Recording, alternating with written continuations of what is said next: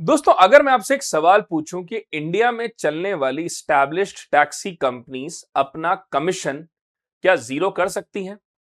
क्या peak hours में अपनी सर्ज फीस को खत्म कर सकती हैं? क्या टैक्सी ड्राइवर्स उस कंपनी के ओनर बन सकते हैं? तो आप सबका जवाब होगा, सर क्यों मजाक कर रहे हैं। लेकिन दोस्तों, अब ये एक हकीकत बनती जा रही है और उस हकीकत का नाम है भारत टैक्सी। तो इस पूरे वीडियो में हम समझेंगे कि क्या है भारत टैक्सी, क्या बेनिफिट्स ये ड्राइवर्स को प्रोवाइड कर रही है, यानी कि सारथीज को प्रोवाइड कर रही है। हम जैसे कस्टमर्स जो इन कैब्स पर बहुत डिपेंडेंट है, हम लोगों के लिए कैसे ये एक ट्रांसपेरेंट सिक्योर सिस्टम के फॉर्म में डेवलप की जा रही है। और आखिर में इस वीडियो के मैं इसके आने वाले जो चैलेंजेस हैं उस पर भी बात करूंगा, ताकि आप सब मुझे कमेंट में लिख के बताएंगे कि क्या सच में भारत टैक्सी इंडिया की एस्टैब्लिश्ड टैक्सी कंपनीज को टक्कर दे पाएगी या नहीं। तो शुरू करते हैं इस वीडियो को। सबसे पहले बात करेंगे है क्या ये भारत टैक्सी। तो भारत टैक्सी नाम से तो ऐसा लग रहा है कि ये गवर्नमेंट ओन्ड है, बट ये ना तो प्योरली गवर्नमेंट ओन्ड है और ना ही ये प्योरली प्राइवेट ओन्ड है, बल्कि इसको एक तरह से कॉर्पोरेशन के फॉर्म में चलाया जा रहा है, जिसको बैक कर रहा है मिनिस्ट्री ऑफ कॉर्पोरेशन। यानी कि एक cooperative based ride hailing platform है जिसको ऑपरेट और मैनेज किया जा रहा है सहकार टैक्सी कोऑपरेटिव लिमिटेड के द्वारा। और इसका सबसे बड़ा ऑब्जेक्टिव है कि जो ड्राइवर्स हैं, जिनको सारथी कहा जा रहा है, वो ओनर बन सके by making them share holders and beneficiary of the enterprise. तो सच में ये जो भारत टैक्सी है, इसके लिए हम यही कहेंगे क्या बात है। आगे अगर हम चलें तो ये भारत टैक्सी की जरूरत क्यों पड़ी। हम सब ये बात जानते हैं कि जो इंडिया में स्टैब्लिश्ड टैक्सी कंपनीज हैं, उनके कमीशंस बहुत ज्यादा हैं। दूसरी बड़ी प्रॉब्लम, सर्ज प्राइस कंसर्न्स। जब भी बहुत पीक ट्रैफिक आवर्स होते हैं तो सर्ज प्राइस बहुत ज्यादा होता है। तीसरा, यहां पर जो ड्राइवर्स होते हैं, जो पूरी 10-10 12-12 घंटे राइड्स चलाते हैं, साथ साथ में फ्यूल कॉस्ट, गाड़ी की मेंटेनेंस और एक तरह का रिस्क लेकर भी कई कई जगहों पर जहां ट्रैफिक बहुत है वहां पर रिस्क लेकर भी गाड़ियां रन करते हैं, उसके बावजूद भी there is no as such ownership for them. कोई ओनरशिप नहीं है। साथ में गिग वर्कर्स जो वल्नरेबल बहुत होते हैं, स्पेशली अगर इनकी बात करें हम, कोई सच हेल्थ इंश्योरेंस नहीं, कोई अफोर्डेबल लोन्स नहीं। तो सच में इस भारत टैक्सी की नीड की अब जरूरत पड़ चुकी है। तो यहां पे क्या क्या चेंजेस होने वाले हैं उस पे बात करने से पहले आप सब मुझसे टेलीग्राम पे जुड़ जाइए। टेलीग्राम पे मैं पीडीएफ डालता हूं, मंथली करंट अफेयर्स की फाइल्स डालता हूं, और जो बच्चे 27-28 में अपियर कर रहे हैं प्रीलिम्स के लिए और मेंस भी जो देंगे, उन सब बच्चों के लिए हिंदू और इंडियन एक्सप्रेस का इकोनॉमी का जो पार्ट है उसको मैं एक्सप्लेन करता हूं बहुत ही सिंपल भाषा में थ्रू पीडीएफ्स। साथ में आप सब मुझसे इंस्टाग्राम पे भी जुड़ सकते हैं, जहां पर मैं छोटे छोटे वीडियोस रील्स बनाता हूं, जैसे जीडीपी और नेशनल इनकम क्या है, जीडीपी और जीवीए में डिफरेंस क्या है, कोर इन्फ्लेशन, हेडलाइन इन्फ्लेशन क्या होता है। तो आप सब मुझसे इंस्टाग्राम पे भी जुड़ सकते हैं। आगे अब बात करते हैं कॉपरेटिव ओनरशिप मॉडल के फॉर्म में ये कैसे काम कर रहा है। तो पहली बात तो यहां पे ड्राइवर्स को सारथी कहा गया है और ये कहा गया they are the real owners, यानी ओनरशिप कलेक्टिव होगी, ना कि कॉर्पोरेट के फॉर्म में। ईच सारथी, कोई भी सारथी मेंबर बन सकता है बाय कंट्रीब्यूटिंग जस्ट 500 रुपीज।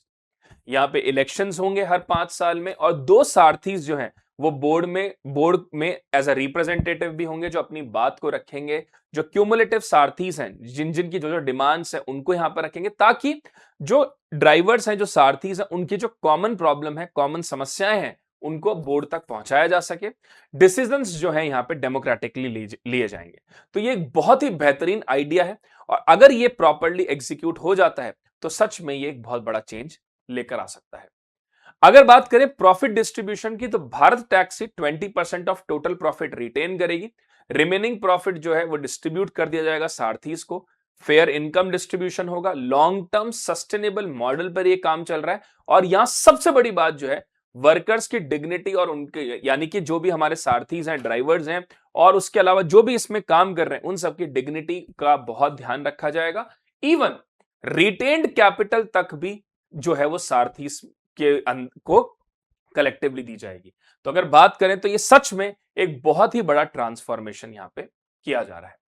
अगर बात करें कमीशन और फेयर स्ट्रक्चर की, तो भारत टैक्सी में किसी भी तरह का कोई कमीशन डिडक्ट नहीं होगा। एंटायर फेयर जो है वो ड्राइव सारथी के बैंक अकाउंट में जाएगा। पेमेंट जो होगा वो इंस्टेंट होगा और साथ साथ में ऑटोमेटिक फॉर्म में होगा। और फ्यूचर में हो सकता है कि सिस्टम को चलाने के लिए और properly maintenance and all that के लिए फ्यूचर में सारथीज को 25 रुपीज या 30 रुपीज पर डे पे करना पड़े एज अ फी, जो कि बहुत ही नॉमिनल है in comparison to the established companies जो इंडिया में इस समय चार्ज करती है। बात करें अगर ये सारथीज के लिए कैसे बेनिफिट होगा, तो इकोनॉमिक बेनिफिट की बात करें तो the first is higher take home income, यानी बहुत अच्छा खासा पूरा पैसा वो उनको मिल रहा है। व्हीकल लोन, भविष्य में उन्हें अगर कोई व्हीकल खरीदना है तो उसके लिए अफोर्डेबल लोन्स मिल रहे हैं। सब्सिडीज और गवर्नमेंट स्कीम्स के भी फायदे उन्हें मिलेंगे। सोशल सिक्योरिटी की अगर बात करें तो medical treatment up to 5 lakh rupees, health insurance for them and their families, साथ में पर्सनल एक्सीडेंट इंश्योरेंस और गिग वर्किंग के साथ में उनको इंटीग्रेट यहां पे किया जा रहा है। आगे अगर बात करें, they are automatically eligible for e Shram registration, साथ में पीएम जन आरोग्य योजना और other gig workers welfare scheme. तो जो भी अदर गिग वर्कर्स के लिए जो वेलफेयर स्कीम होती है उसमें भी इन्हें जोड़ा जाएगा। इसके साथ साथ में जो सबसे इंपॉर्टेंट होता है किसी भी व्यक्ति के लिए वो है डिग्निटी। तो कोई भी यहां पर ऐसा नहीं कि अकाउंट एकदम से सस्पेंड कर दिया जाएगा या कोई ग्रीवियंस रिड्रेसल नहीं है। यहां पर एक प्रॉपर 3 लेवल कंप्लेन सिस्टम बनाया गया है जो कि प्रॉपरली एनालाइज करेगा कि सारथीज के अगेंस्ट जो कंप्लेन्स हुई हैं उसको they will listen, they will try to articulate कि कहां पे गलती हुई है, और अगर कोई फेक कंप्लेंट है या कोई बहुत छोटी सी माइनर सी कंप्लेंट है तो उसके लिए अकाउंट सस्पेंड नहीं होगा। यानी कि एक प्रॉपर स्टेबल प्रोटेक्शन प्लान के तहत यहां पर आगे काम किया जा रहा है। बात करें हमारी और आपकी, तो हम सबके लिए क्या क्या यहां पर है, कोई सर्च फीस नहीं, कोई हिडन चार्जेस नहीं और प्रेडिक्टेबल फेयर्स हैं पैसेंजर के लिए। Real time ride tracking, SOS emergency, verified drivers, 24/7 customer support और मल्टीलिंगुअल ऐप इंटरफेस, ताकि समझने पढ़ने में कोई प्रॉब्लम किसी को ना हो।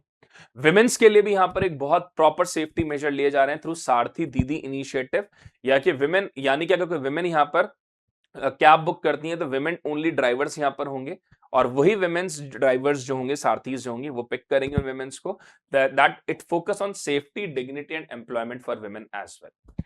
अब एक बहुत बड़ी चीज जो जिसकी वजह से हम ये कह सकते हैं कि सच में ये प्लान बहुत प्रॉपरली एग्जीक्यूट होते हुए दिख रहा है, वो ये है कि 9 मेजर इंस्टीट्यूशंस ने भारत टैक्सी के साथ एमओयू साइन किया है। Delhi Traffic Police, DMRC, Airport Authority of India, State Bank of India, साथ में DigiLocker, Umang, API Setu, priority vehicle financing through SBI, और साथ में इंश्योरेंस कवरेज भी यहां पे नॉमिनल रेट्स पे मिलेंगे। तो अगर इसकी बात करें scale expansion of future road map की, तो लगभग पायलट फेज दिल्ली में कंप्लीट हो चुका है। 2.5 लाख ड्राइवर्स और 8.5 लाख यूजर्स ऑलरेडी रजिस्टर्ड हो चुके हैं। इसका एक्सपेंशन 4 व्हीलर, 3 व्हीलर्स और 2 व्हीलर्स में भी है। तो ये सच में भविष्य में एक बहुत बड़ी इंडस्ट्री बनने वाली है। अब अगर बात करें चैलेंजेस की, यहां पर मेरा एक सवाल आप सबसे है, आप लोग भी कमेंट में जरूर लिखिएगा। पहला चैलेंज तो यह है कि जो एस्टैब्लिश्ड प्लेयर्स हैं उनका स्केल बहुत बड़ा है, तो क्या ये उन एस्टैब्लिश्ड प्लेयर्स को कॉम्पीट कर पाएंगे? दूसरा सवाल है कि जो ऐप है क्या वो इंडिया में इतनी यूजर फ्रेंडली और टेक्नोलॉजी इस इंफ्रास्ट्रक्चर इतना प्रॉपर रहेगा कि उसमें जो बग्स एंड अपडेट्स आएंगे उनको प्रॉपर कर पाए? तीसरी चीज फाइनेंशियल सस्टेनेबिलिटी। बहुत बार ऐसा देखा जाता है कि इंडिया में कोई मॉडल स्टार्ट तो होता है लेकिन फाइनेंशियली सस्टेनेबल नहीं होता, जिसके कारण वो बीच में ही बंद कर दिया जाता है। तो क्या उसकी ऑपरेशनल एफिशिएंसी उतनी बेहतर होगी? देन स्मॉल टाउन और रूरल एरियाज में भी क्या उसके ऑपरेशनल उतने ही एफिशिएंट और इफेक्टिव फॉर्म में होंगे? एंड पीक आवर चैलेंज, जो कि एक सबसे बड़ा चैलेंज है मेट्रो में, तो क्या ये पीक आवर चैलेंजेस मीट होंगे या नहीं होंगे? तो ये सारी सही बात है जो कि सच में बताती हैं ये चैलेंजेस बड़े हैं। तो अब आप डिसाइड करके मुझे बताइए कि आपको क्या लगता है कि भारत टैक्सी आने वाले समय में इंडिया के एस्टैब्लिश्ड टैक्सीज कंपनीज को चैलेंज दे पाएंगी या नहीं? Thank you and God bless you all, take care.